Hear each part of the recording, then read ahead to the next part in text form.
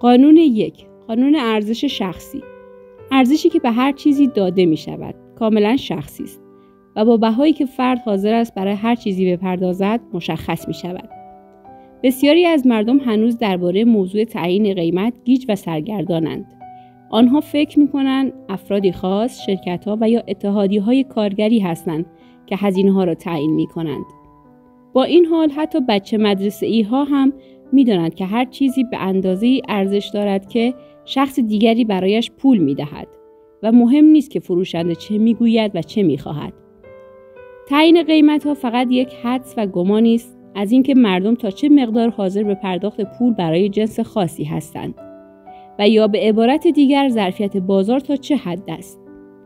حراج، تخفیف و پایین آوردن قیمت‌ها و یا ورشکستگی همه به نوعی گواهی است به ناتوانی در حدس درست زدن و نشان دهنده این است که حدس تولید کنندگان کالا و خدمات اشتباه بوده است. وقتی مشتریان فکر می‌کنند که این کالا انقدر ارزش ندارد، بنابراین چیز دیگری می‌خرند و یا ترجیح می‌دهند پولشان را نگه دارند.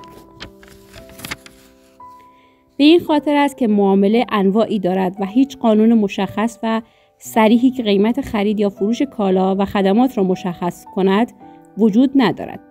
فقط افرادی که می‌خواهند برای خرید کالا و یا خدمات پولی را پرداخت کنند مشخص می‌کنند آن کالا برایشان ارزش دارد یا نه. کسانی که می‌گویند ارزش این جنس خاص باید این مقدار معلوم باشد یا اینکه مشتری باید این مقدار معلوم را بپردازد هنوز متوجه نشده‌اند که کلمه باید در معامله بی‌معناست. ابتدا تمام قیمت‌ها به صورت دلخواه تعیین می‌شوند.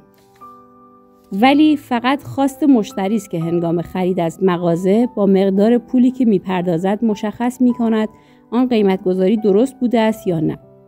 اگر قیمت تعیین شده خیلی بالا باشد، کالاها فروش نخواهند رفت و این امر باعث کاهش قیمت آنها خواهد شد.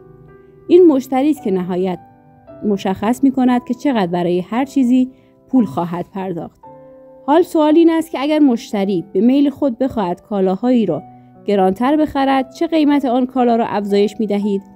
اگر شرکت یا مشتریان مشتاق به پرداخت پول بیشتری برای خرید کالاهای شما باشند، کیفیت و جذابیت کالاهایتان را چگونه افزایش می‌دهید؟